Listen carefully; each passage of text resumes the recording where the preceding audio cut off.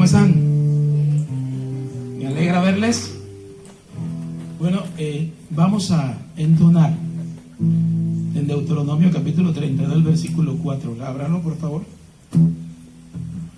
Vamos a cantar, porque si el Señor nos permite y nos da licencia, vamos a hablar algo acerca de eso.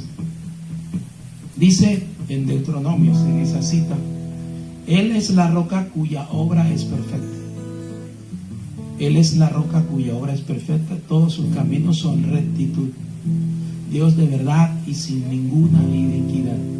Justo y recto es Él. ¿Listo? A ver, recuérdelo conmigo. Ábralo en Deuteronomio 32, 4.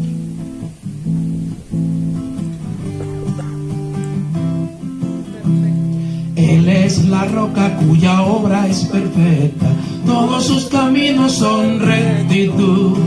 Dios de verdad sin iniquidad, justo y recto es Él. Justo y recto es Él, aleluya. Justo y recto es Él. Dios de verdad sin iniquidad, justo y recto es Él. Él es la roca cuya obra es perfecta, todos sus caminos son rectitud. Dios de verdad sin iniquidad, justo y recto es Él.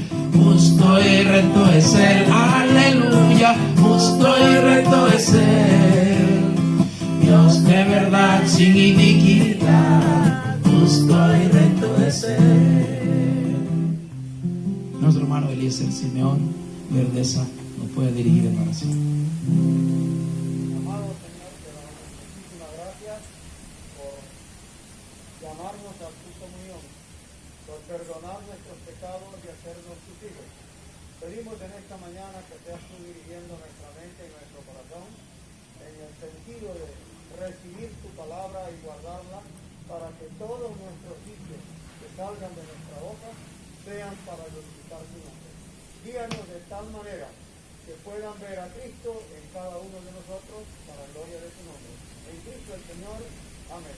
Amén. Muchas gracias, hermano Eliezer. Vamos a recordar algunas cosas que hemos dicho y no vamos a dejar la oportunidad para algunas tareas que dije para mí mismo que lo íbamos a desarrollar. Vamos a desarrollarla esta mañana si el Señor así lo permite.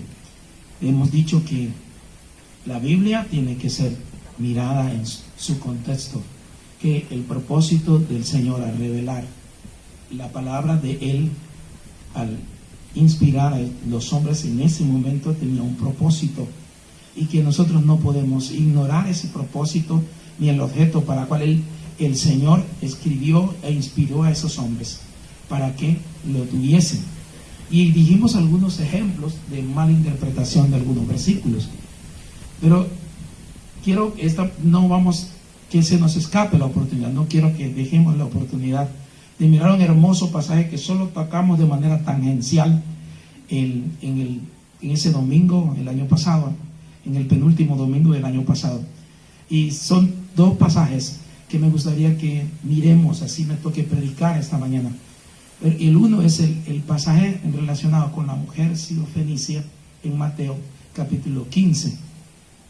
Y el otro, que es un pasaje muy mal interpretado, que es dogmático en realidad, es en Mateo capítulo 18. Es un pasaje absolutamente dogmático. Para nosotros no lo es, pero para la mayoría del mundo tiene una interpretación muy equivocada. Y es cuando cuando Pedro,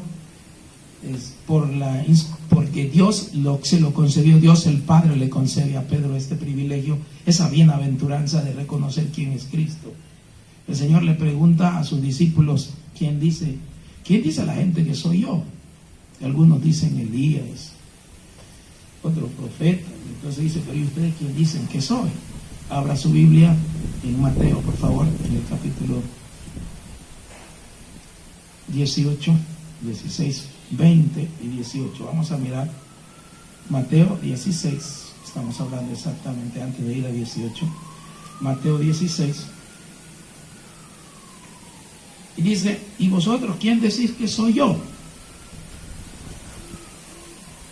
eran seguidores de Cristo, eran sus discípulos. Y había una duda: ¿quién y ustedes, quién dicen que soy yo? ¿Quiénes dicen que soy yo? Respondió Simón Pedro, dijo: tú eres el Cristo, el Hijo del Dios viviente. Esa es una extraordinaria confesión por parte de Pedro. Recuerden el hijo de Jonás, que su hermano Andrés le llevó a los pies a Cristo, y cuando Cristo le vio, en Juan capítulo 1, el versículo 24, le dice: tú eres Simón, hijo de Jonás. Tú eres. Y luego les pone el nombre de Pedro. Tal vez no entendíamos en ese momento, ni Pedro ni iba a entender el por qué. Es más, en su primera epístola él se identifica como Simón, Pedro, y después en la segunda epístola dice Pedro, tal y cual como Cristo lo llamó. La evolución del apóstol en esa persona era así: Simón y Pedro. La importancia de los dos nombres, un nombre más de origen hebreo, y el otro un nombre de origen griego. El término, los dos son griegos, pero Simón viene más del concepto hebreo de obediencia. Pero miren, aquí él se identifica. Le respondió Simón Pedro, dijo: tú eres el Cristo, Hijo de Dios viviente. Entonces respondió Jesús. Estoy en el versículo 17 de Mateo 16. Bienaventurado eres, y lo llama como al principio, Simón, hijo de Jonás. Simón, hijo de Jonás, porque no te lo reveló carne ni sangre, sino mi Padre que está en los cielos. El hecho que Pedro confesase que Cristo, tú eres el Cristo, el Hijo de Dios viviente, eso no había sido una casualidad. Y él había escuchado la manifestación del Padre, había visto, en ese sentido, había escuchado al mismo Cristo decir, pero ahora el Padre le ratifica a Pedro tal condición y le dice: bienaventurado eres, Simón, todo aquel todo aquel a quien el Padre Celestial le revela la naturaleza de su Hijo, es bienaventurado.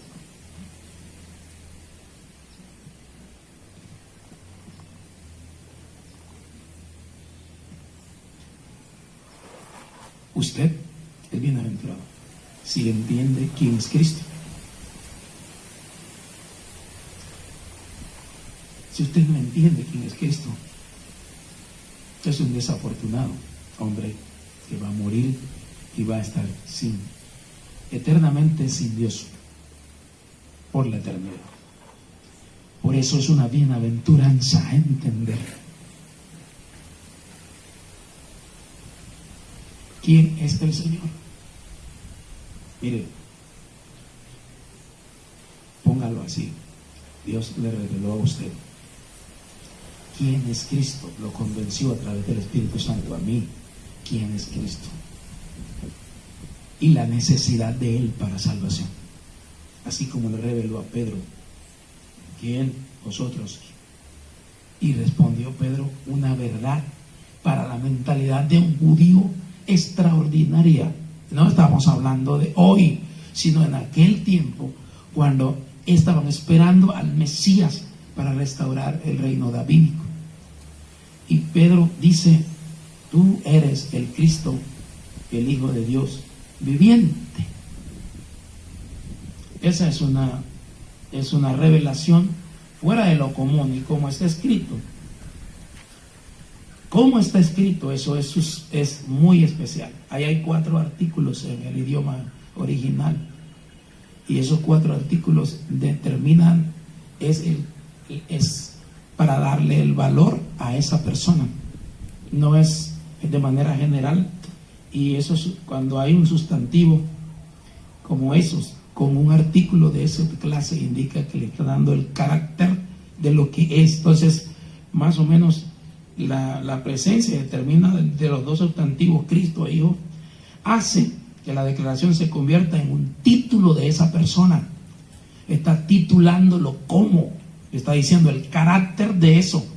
Eso no se ve bien en español, pero cuando es más o menos así, lo que está diciendo el apóstol Pedro ahí.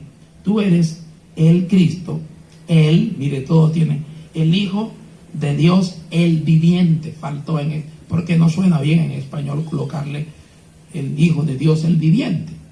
Ese no es el sentido. Ahora, algo que la declaración se convierte, el énfasis en ese sentido, es que Pedro contrasta, no es ahora lo que él le dice, está demostrando la aceptación de que Cristo era el Mesías esperado por ellos desde un principio.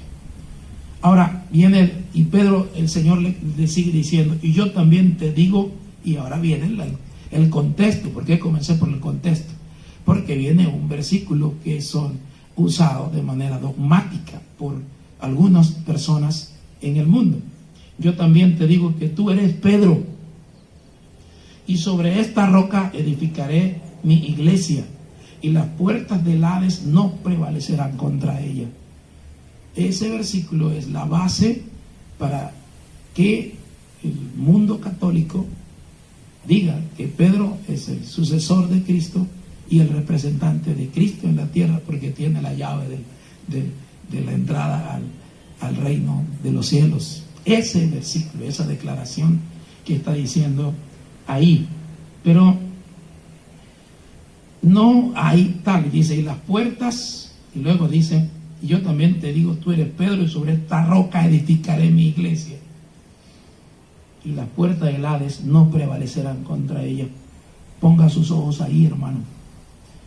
Cuando no nos sale a nosotros, pero cuando usted lo lee, yo también te digo, nosotros ignoramos esa parte. Y yo también te digo, Pedro, que tú eres Pedro.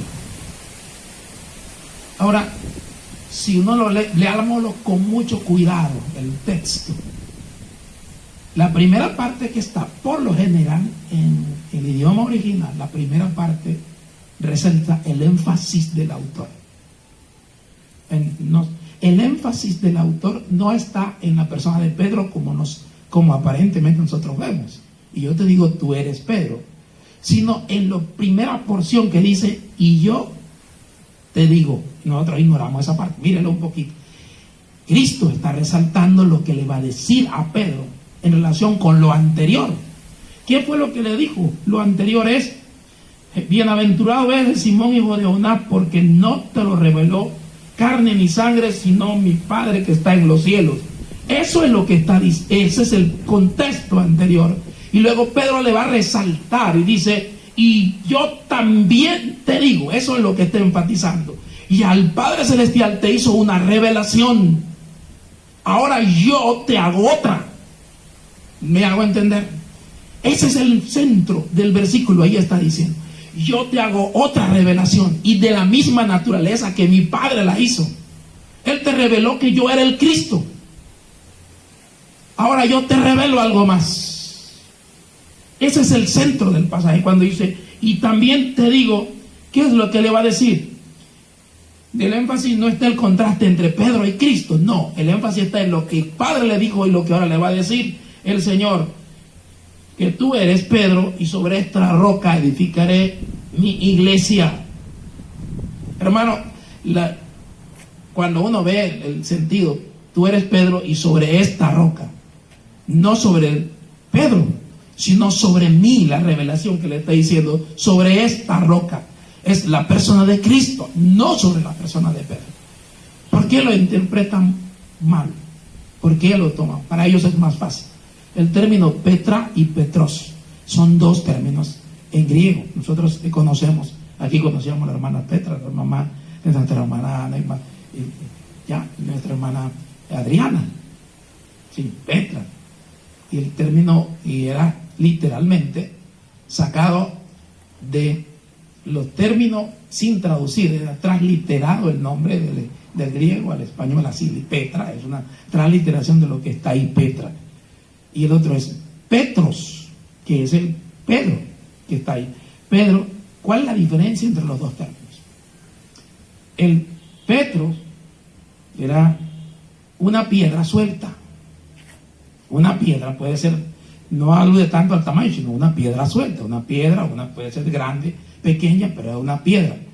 Y la otra era una piedra que cuando Pedro, yo te digo que tú eres Pedro, está diciendo, tú eres una piedra, tú eres Pedro, como te puse por nombre. Mira que se llamaba, en el versículo resalta Simón, hijo de Jonás, pero ahora te voy a revelar algo. Tú eres Pedro, una piedra mediana, pequeña, pero sobre esta roca inmensa. Ahora, para la construcción, le voy a más o menos el sentido es este: un acantilado gigantesco, ¿cómo lo decíamos?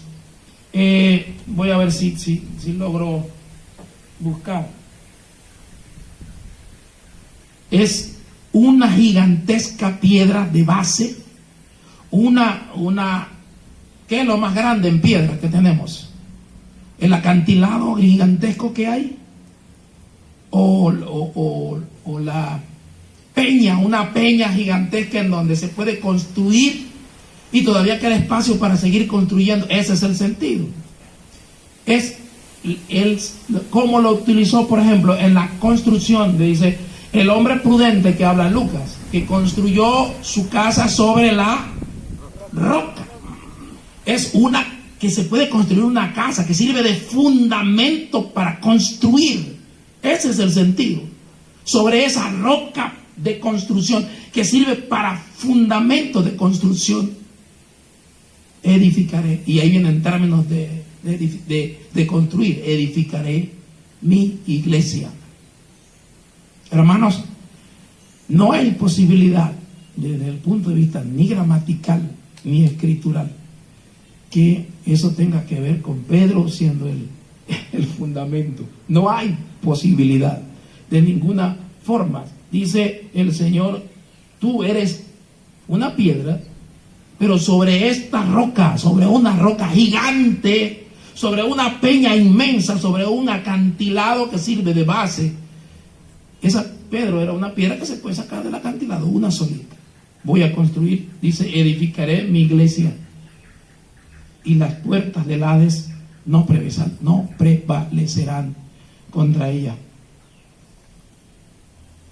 La verdad es que no hay opción para que este pasaje se use de la manera como se usa para decir que Pedro es el representante de Cristo, porque él le entregó las llaves.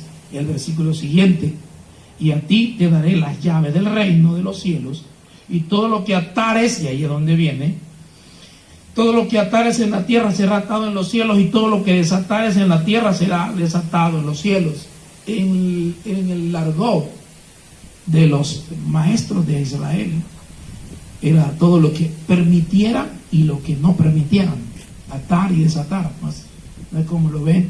Y esto mismo el Señor le dijo a ellos en Mateo capítulo 18, versículo 18, que es un pasaje que nosotros no lo tomamos bien tampoco.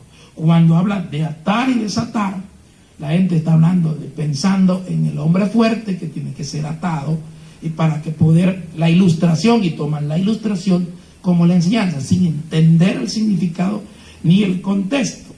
Y uno encuentra que lo usamos el pasaje muy mal. Cuando habla de atar y desatar, lo usamos extremadamente mal. En Mateo, inmediatamente lo utiliza el mismo. En Mateo 18, 18, de cierto os digo que todo lo que atares en la tierra será atado en los cielos. No solamente Cristo se lo dijo a Pedro, también se lo dijo a los otros apóstoles. En Mateo capítulo 8, 18, 18. Idéntico se lo dijo, la misma expresión que está en Mateo 16, en el versículo 19, todo lo que desatar en la tierra será desatado en los cielos. Se lo digo al resto de los apóstoles, a todos sin excepción, en Mateo 18, 18, cuando estaban hablando de la disciplina de la iglesia, que nosotros lo usamos una y otra vez, este pasaje. Y otra vez digo que si dos de vosotros se pusieran de acuerdo en la tierra acerca de cualquier cosa que pidiera, le será hecho por mi Padre que está en los cielos. Y esto lo utilizamos generalmente para las reuniones de oración y para estimular a los creyentes que se reúnan. El contexto del pasaje viene hablando de la disciplina de la iglesia.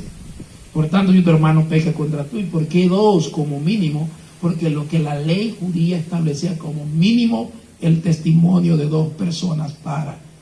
Y como ahí está el Señor reunido, de ni modo, si dos de vosotros se pusieran de acuerdo en algo en la tierra acerca de cualquier cosa que pidiera, será hecho por mi Padre que está en los cielos. Este pasaje nosotros lo tomamos para decir, hermanos, podemos pedir, dos de nosotros nos reunimos y podemos pedir para los servicios de oración. El contexto de ese pasaje, cuando Dios le dice a ellos, de cierto digo que todo lo que atéis en la tierra será desatado en los cielos, y todo lo que desatéis en la tierra será desatado en los cielos. Está hablando de la disciplina de la iglesia que van a aplicar para aquel hermano que peca y no se quiere arrepentir, ni quiere aceptar el perdón, ni quiere perdonar a otro. Y venía entre ellos, aún en la nación judía, si no hiere, dilo a la iglesia, y si no hiere a la iglesia, tenlo por gentil o publicano. En el concepto, denlo a la asamblea general que tenían ellos en la sinagoga. Para ellos, recuerde que todavía no había iglesia en ese momentico. La iglesia fue a partir de Hechos 2 y esto es en Mateo capítulo 18. Todavía no existía. Y estaba explicándolo a los judíos de su tiempo para que lo aplicaran entre ellos. Dentro de la reunión de ellos, ¿cuándo era? En la sinagoga. Lo iban a hacer ellos. Primero iba a perder el perdón entre a él, con dos testigos, y después a todos. Y después lo tenía como ¿qué? Como gentil o como publicano. Ese no hace parte de la nación judía. Mire que está diciéndolo como gentil o publicano. No le está diciendo que está diciendo como... Pero ahí está la misma expresión. De cierto os digo que todo lo que atéis será desatado en los cielos, será desatado. Lo mismo está, dice, lo mismo que le está diciendo a Pedro. Si te doy las llaves del reino de los cielos y todo lo que atares, no es que Pedro tiene allá una llave y está esperando a toda persona que viene y le abre la puerta. Ven, tú eres creyente, muéstrame la credencial y entra. Eso no es el sentido. Ahora, el sentido, cuando uno busca en la Biblia el sentido de llaves, va a encontrar el sentido de autoridad. Uno de los sentidos que tiene eso. Si no voy a hilar mucho sobre eso, no voy a profundizar sobre eso, porque eso es algo específico que hay que desarrollar en relación con eso. Pero en los pasajes que habla acerca es porque habla de autoridad. Por ejemplo, cuando habla en Lucas, que dice hipócritas a los fariseos, que le dice, ustedes le cierran la llave del conocimiento, ustedes ni entran ni dejan entrar a los otros, a los fariseos, ¿sí se acuerda? Llave del conocimiento. Y en Apocalipsis hay por lo menos 4 versículos que hablan acerca de las llaves que tiene y todas tienen que ver con la autoridad, que Cristo tiene la autoridad sobre la muerte, tiene la llave del Hades, tiene la llave de la muerte, que tiene la llave sobre varias cosas en ese sentido. No me voy a detener en eso porque eso me hace salir de todo el contexto. Entonces, número 1, bienaventurados Simón hijo de Jonás, porque Dios le reveló algo y ahora Cristo le revela algo más. El fundamento que Él iba a crear una iglesia, iba a edificar un cuerpo especial apartado con propósito de la alabanza de su gloria de aquí hasta la eternidad. Usted y yo hacemos parte de eso, hermanos. Si el Padre le reveló que Cristo es el Señor, el Mesías, su Hijo, su Salvador, usted es uno de los bienaventurados, igual que Simón Pedro. Igual que Simón Pedro.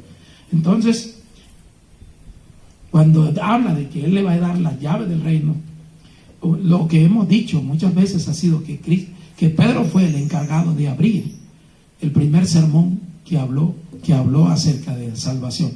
Hemos dicho eso una y otra vez, que Él abrió primer sermón a los judíos, lo dio en Hechos capítulo 2. Luego el primer sermón a los que no son judíos, cuando él predicó a aquel hombre que recibió una revelación de que era muy bueno, era un hombre bastante bueno, religioso, piadoso, Cornelio. ¿Quién lo hizo? Lo hizo Pedro. Lo mismo cuando los samaritanos, otra vez volvemos a Pedro, y aún solo encontramos a Juan, aún hasta los discípulos de Juan tuvieron que ser ratificados, pero encontramos a Pablo allá. Entonces, esa es una interpretación que nosotros le damos, que él fue el primero, cuando habla de llave primero. Pero si uno hila finito, vamos a encontrar que tiene que ver con autoridad. Y autoridad y hacia el futuro, y eso es una autoridad y es una promesa futura. En realidad, hacia el futuro dice, si usted busca en Apocalipsis va a encontrar que ellos van a ser al lado de Cristo, ellos sí van a estar en la dirección, los apóstoles van a tener autoridad sobre él. En realidad, esa es una forma de verlo. Hermanos, este pasaje no tiene que ver con el apóstol, con el papado, como se quiere mostrar. Este pasaje tiene que ver con el Señor mostrando que Él era sobre quien se iba a edificar la iglesia. Y un privilegio que iban a tener los apóstoles que lo tuvieron. Eso lo vamos a leer. El domingo ese hablé acerca de el pasaje de la ansiedad, diciendo que no estemos afanosos, vamos a buscar primeramente el reino de los cielos y su justicia, y todas estas cosas os serán añadidas. Y quedamos pendientes con algo que fue en relación con la estatura. Yo les decía, me quedó sonando eso para mostrarles de dónde sacamos eso. Dice, ¿quién por más que se afane podrá añadir a su estatura un codo? Estoy hablando del pasaje de Mateo capítulo 6 versículo 27. ¿Quién de vosotros por mucho que se afane añadir a su estatura un codo? El contexto tiene que ver con eso, con distancia, eso es cierto. Pero quiero mostrarles que el pasaje puede ser distancia o puede ser tiempo. El término que aparece, podrá añadir a su estatura, aparece, Lucas siempre lo usa como estatura. Siempre. Las veces que Lucas lo usó como estatura. Pero quiero leerle cómo lo traduce este pasaje en la Biblia de las Américas. La copié. ¿Quién de vosotros, por ansioso que esté, puede añadir una hora al curso de su vida? Y yo creo que ese sentido lo tiene el pasaje. No podemos añadir tiempo a la vida. ¿Por qué digo eso? Lo mismo lo traduce la Biblia latinoamericana con base en la versión inglesa. ¿Quién de ustedes, dice, puede añadir una hora al curso de su vida? Tiempo al curso de su vida. No se puede. Nuestros tiempos están en sus manos. Nuestra vida está en sus manos. Eso podríamos dejarlo diciendo. El salmista David reconoce que nosotros tenemos un tiempo y que ese tiempo está en manos de Dios. En medio de una trifulca que tuvo, en medio de una confesión, en un salmo imprecatorio, en el Salmo 31, él dice, el salmista podía decir, yo confío en Jehová a pesar de mi maldad. Y decía, en tus manos están mis vidas. Y decía, en tus manos está mi tiempo. Líbrame de las manos de mis enemigos y de mis perseguidores. Pero yo sé que mi tiempo está en tus manos. No en otro lugar, no en mis enemigos. No ellos me van a cortar el tiempo, sino que tú se lo vas a permitir. Usted lo puede mirar ahora. Cuando miramos el pasaje miramos, Juan utiliza el mismo término, aparece 6 veces solamente. Estatura aparece en Lucas, en el capítulo 2, versículo 55, y el niño crecía en estatura, en sabiduría, estatura y en gracia para con Dios y los hombres. Ahí tiene que ver con estatura. Lucas siempre lo utiliza en ese sentido. Pero Juan lo utiliza como edad. ¿Cuándo lo utiliza Juan como edad? Busquen Juan capítulo 9, versículo 23. Juan 9, 23. Lo utiliza. Y dice Juan, todas las veces que lo utiliza como la edad.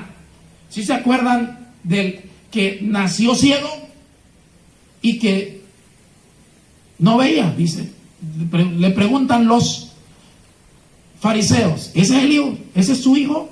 Y dice, sí, ese es nuestro hijo. Y ellos contestan, sí, esos le dieron a su padre. Ese es nuestro hijo, y que nació ciego también es cierto. Pero, ¿quién y cómo tiene la vista? Bueno, ¿qué dijeron los padres? Si usted puede buscar el versículo. ¿Qué dice? Edad tiene. edad tiene? Pregúntenle a él. Es el mismo término de estatura allá. Edad tiene. Pregúntenle a él. En el versículo 23 y en el siguiente pasaba otra vez, le digo, tiene edad. 2 veces que Juan lo usa como edad. Y el autor de los Hebreos también lo usa como edad. ¿Cuándo lo usa el autor de los Hebreos como edad? En Hebreos 11:11, cuando ya Sara tenía más de 90 años tenía. Dice y describe en Hebreos 11:11, por la fe también la misma Sara, dice la escritura así, siendo estéril, recibió fuerzas para concebir, siendo estéril, y dio a luz aún fuera del tiempo. Es el mismo término que dice estatura ya. Para que usted, porque algunas versiones pueden decir que es edad, porque ese término se traduce de las 8 veces, 3 veces en partes, como edad, como tiempo. Por eso es válido, aun cuando el contexto de Mateo capítulo 6 tiene que ver con distancia. Pero uno debe saber que sí tiene que ver con la vida, con el tiempo y la duración de la vida. Porque es imposible que una persona, es muy imposible realmente, vaya a crecer 45 centímetros. Un codo son 45 centímetros nuestros. Para que usted entienda la magnitud de la imposibilidad. Lo que está mostrando el pasaje es que es imposible que pase algo en su vida sin que Dios tenga el control.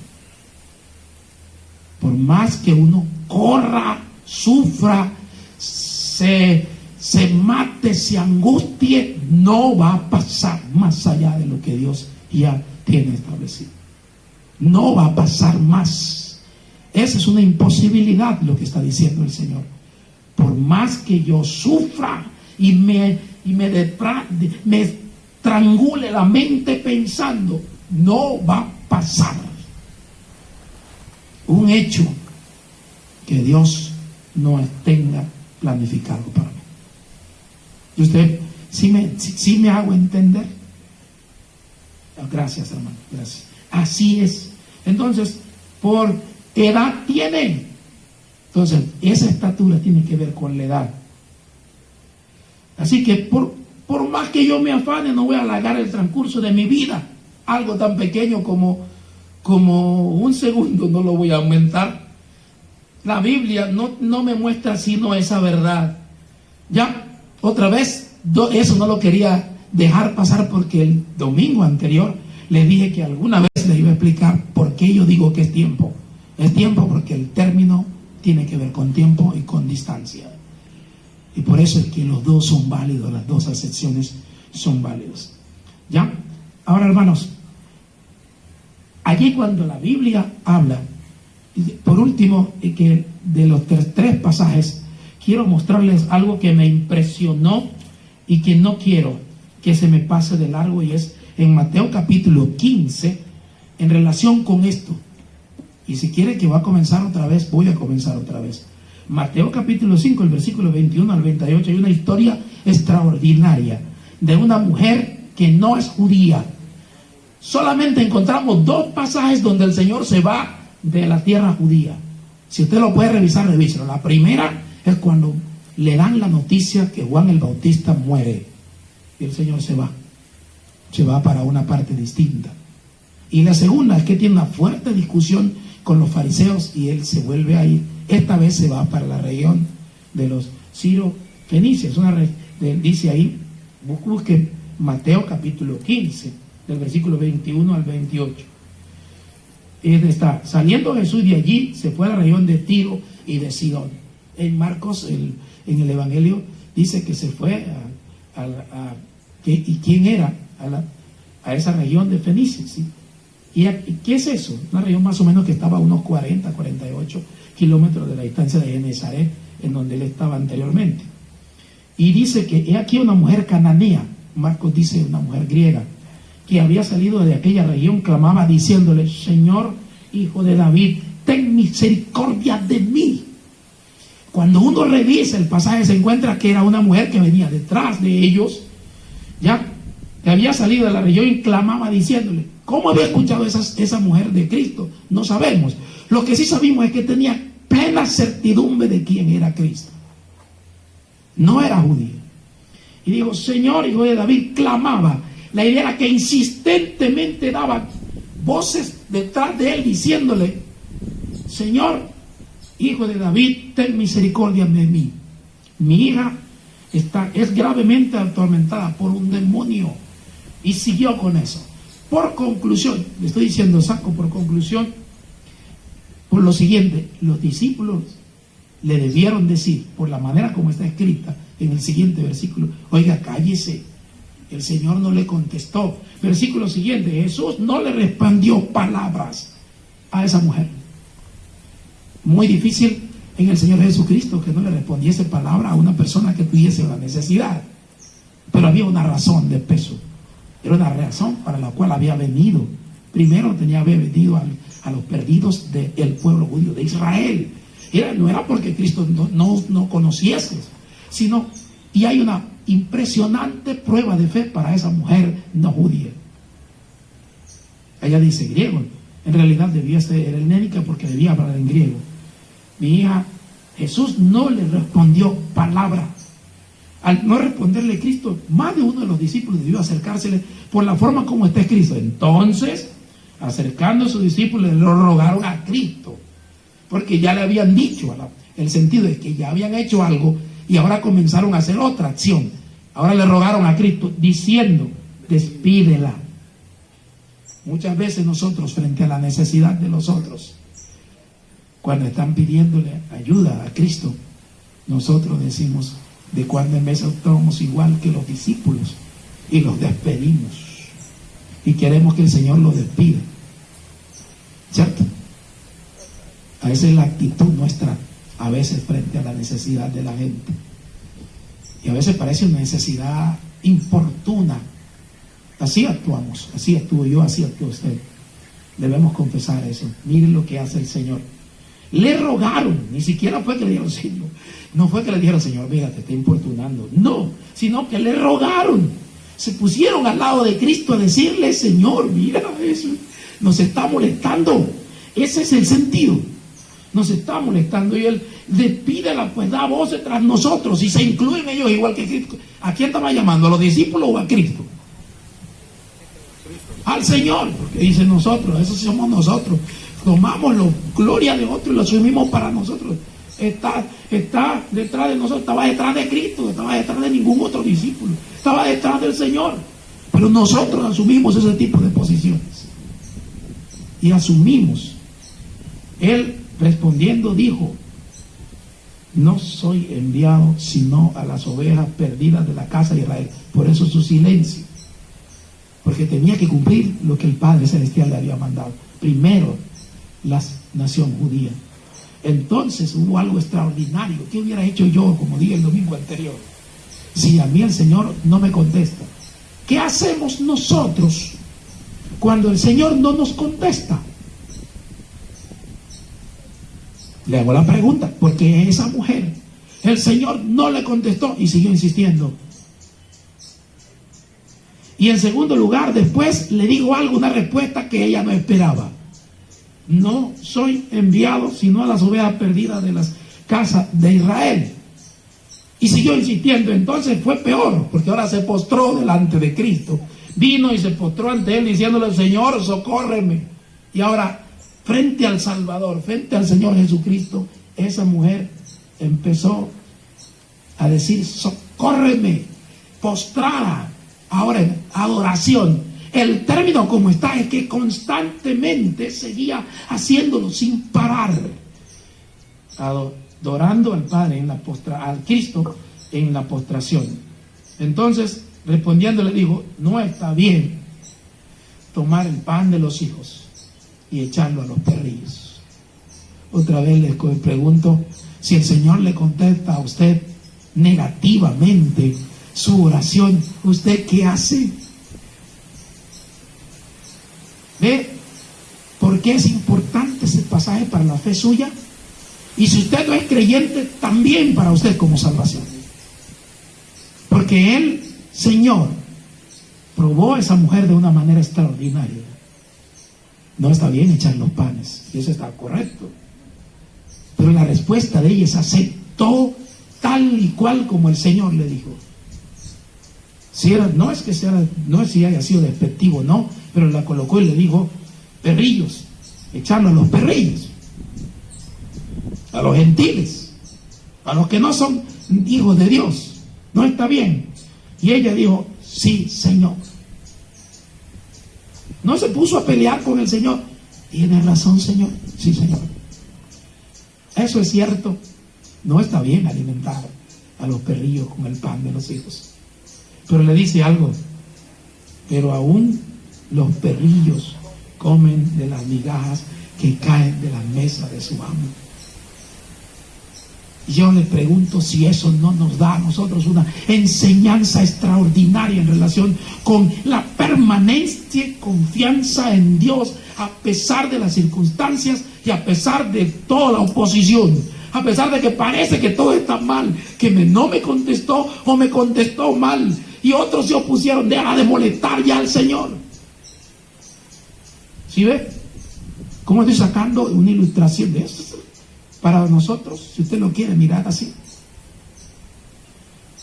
Por eso, la fe viva es la fe que permanece en cualquier circunstancia adversa, a pesar de la negación. Es lo que encontramos en Santiago. No es una fe muerta, es una fe viva. Y si usted tiene una fe circunstancial, que si el Señor no le contestó durante 2 meses, es que el Señor me tiene rabia. O si le contestó de manera contraria, es que el Señor se opuso a mí. Y usted hasta ahí llegó su confianza en el Señor. Esta mujer que no hacía parte del pueblo de Dios nos está dando un modelo de cómo continuar confiando en el Señor, en el que gobierna, en el que sustenta, en el que hace, en el que tiene la autoridad plena. Y mire que el Señor entonces dijo, oh mujer, grande es tu fe. Solamente hay 2 expresiones de ese tipo en la Biblia, en el Nuevo Testamento, en los Evangelios, y los 2 tienen que ver con personas no judías. La una con el centurión, ¿sí se acuerda? Y la otra con la mujer sirofenicia. Las 2 veces, 2 pasajes, y los 2 son 2 que no son judíos, los 2 gentiles. Y dice el Señor, no he hallado fe como esa en Israel. Y aquí, qué grande es tu fe.